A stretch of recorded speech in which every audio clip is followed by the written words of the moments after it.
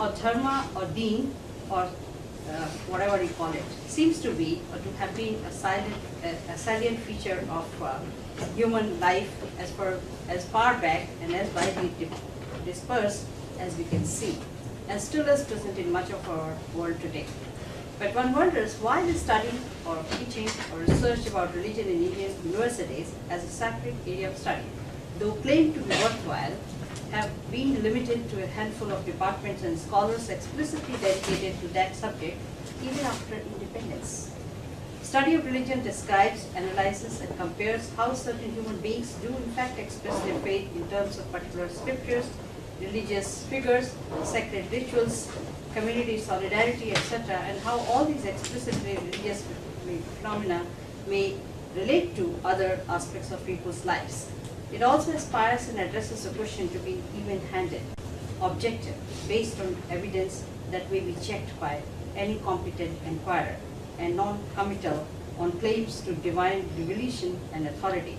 It is in principle comparative, not in a judgmental evaluative sense, but in terms of describing and analyzing comparable elements of phenomena from various religious traditions using the same criteria in each case. Here I try to address some of the questions such as what is meant by religion in India, why it is important, what is the state of study of religion in India, why it has been neglected, if at all it has been, and what are the challenges one faces if one attempts to improve. While answering these questions, I would try to draw from my experience of teaching of more than 3 decades in an institution which is the first institution of the country where we have religion as a sacred area of study. Now the question is why religion is important, and especially within the context of India. In order to understand religion in India, one has to look into the closest term, which is called dharma, which often is translated as religion. Dharma is quite a problematic and complicated term, and by no means easy to understand and interpret. Strictly speaking, it belongs to Hinduism, but in its wider use, it is used for religion. Hinduism itself is a construction, as many recent debates have shown. Within Hinduism, the divisions such as Shakta, Vaishnavas, Shaivites, Vedantis, New Vedantis, tribes, etc. are there, which are further and further divided.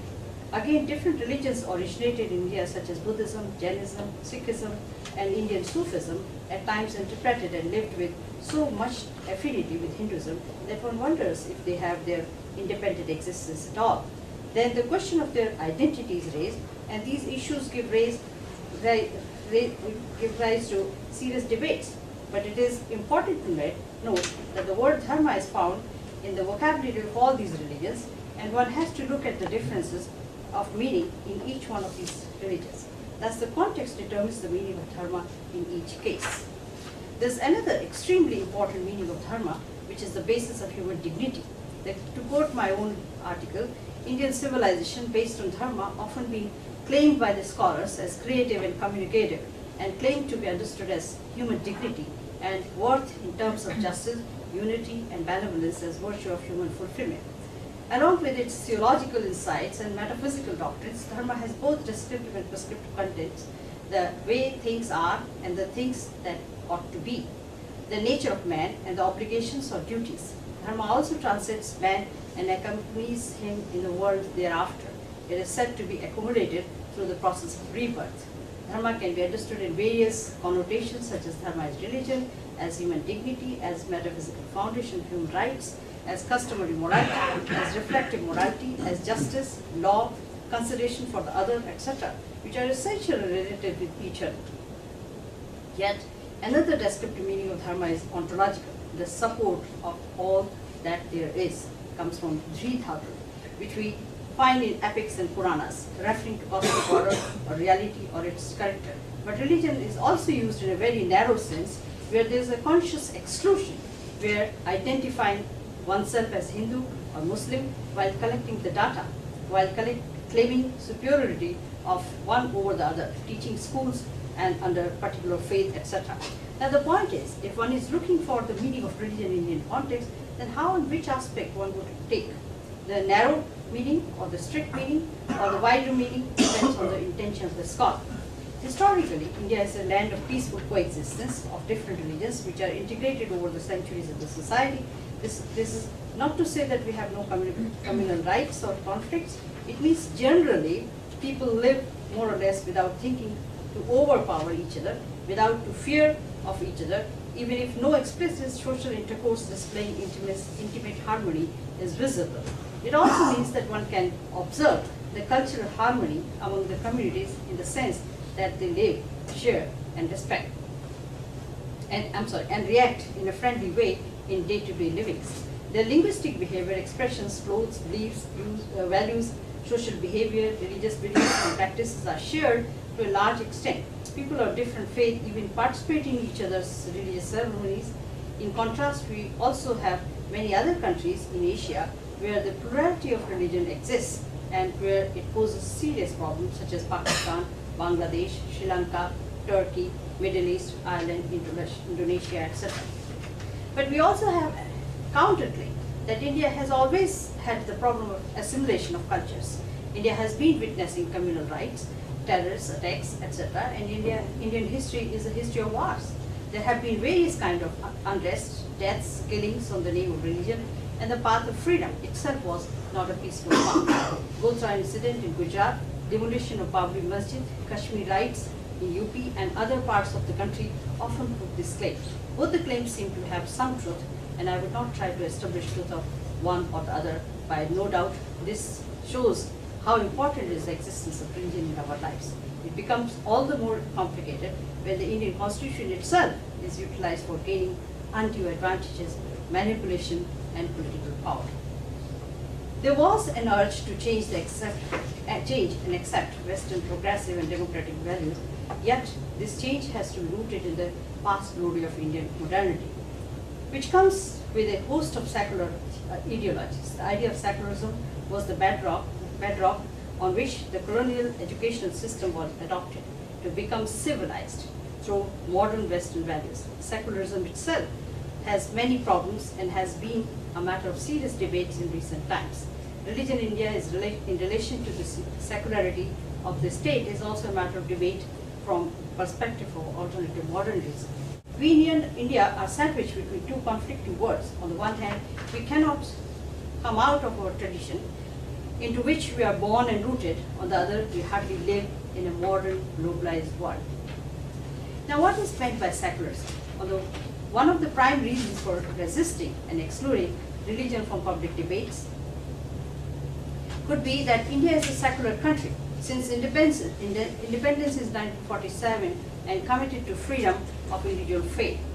The idea of secularism was the bedrock on which the colonial educational project was adopted in India, an oppressed society that needed to be redeemed, albeit civilized through modern Western values. Secularism has become an overused, unsubstantiated idea, verging to rhetoric.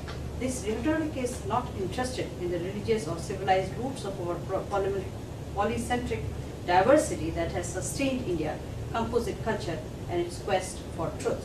Religion is not to be a part of the public education system. Despite its official absence from the education, it plays an extremely important role in day-to-day life. For various political reasons, the Constitution and its commitment to be secular is interpreted and misinterpreted, which amounts to some of the opportunism, some kind of opportunism. Communal tension, rights, killings each other with arms and weapons are instigated with plans and strategy.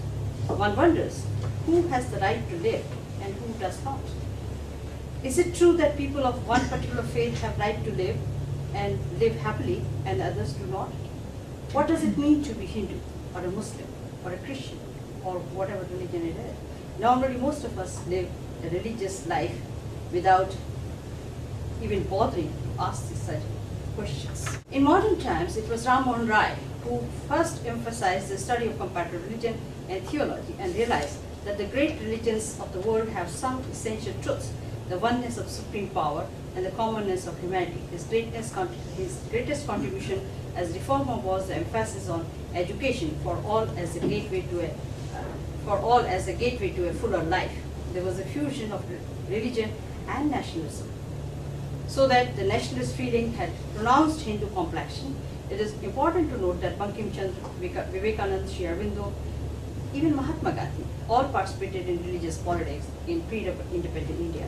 Muslim religious politics was also there by Muhammad Ali, Muhammad Iqbal, Muhammad Jinnah, etc. Most of them thought secularism is the Western notion which cannot be applied in the East, as they thought Khilafat was the most essential institution of the Muslim community throughout the world, and the sympathy with the Turkey was not political or territorial, but religious. For Indian Muslims, nationalism and secularism implied leaving aside their faith.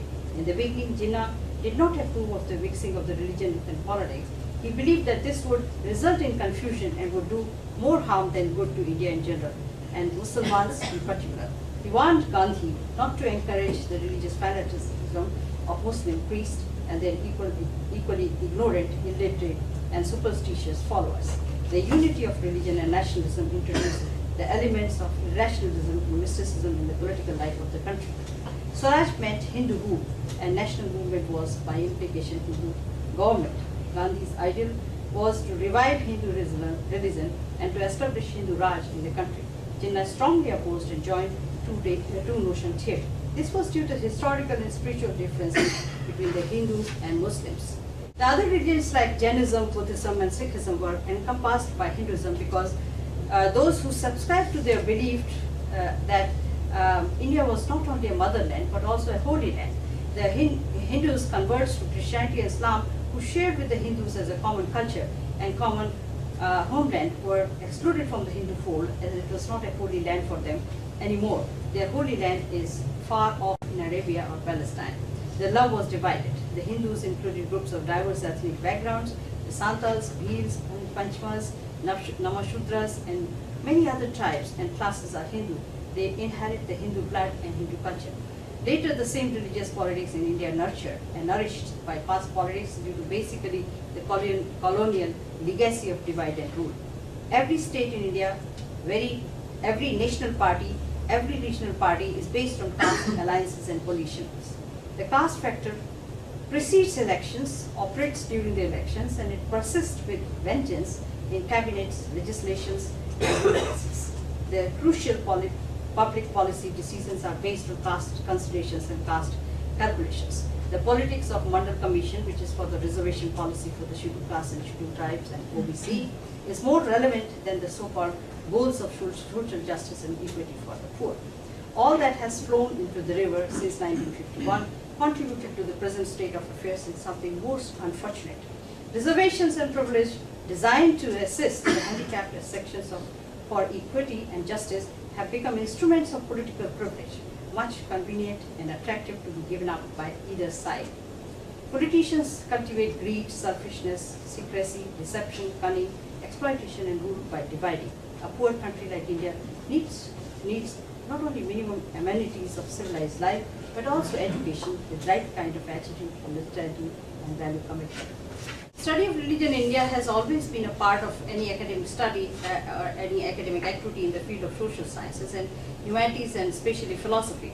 Religion has never been separated from other humanistic enterprises in the sense that religion is an integral part of history, philosophy, culture, political science, sociology, anthropology, and most of the languages and literature. At Vishwabharati, the study of religion, I'm going to talk about a little bit. Max Murrow's initiated the comparative study of religion during the middle of the 19th century, inspired by Goethe, who had said, "He who knows one knows none." Murrow's approach to the study of religion was rooted in comparative studies in linguistics, mythology, and science of religion. His efforts culminated into his grand program of translating the sacred text to the East, in which some of the seminal texts of the Oriental religion were translated into English. Muller's philosophical approach was supported by the view that languages was the key element of the understanding the evolution of human thought.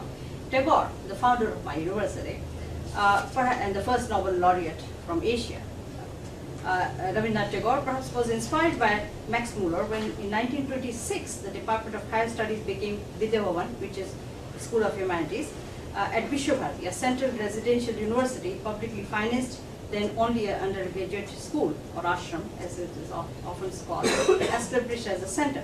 In Vidya Bhavan, Hindu philosophy, medieval mysticism, Islamic culture, Buddhism, Zoroastrianism, Confucianism, Bengali literature, history, Vedic and classic Sanskrit, Pali, Prakrit, Chinese, Tibetan, Arabic.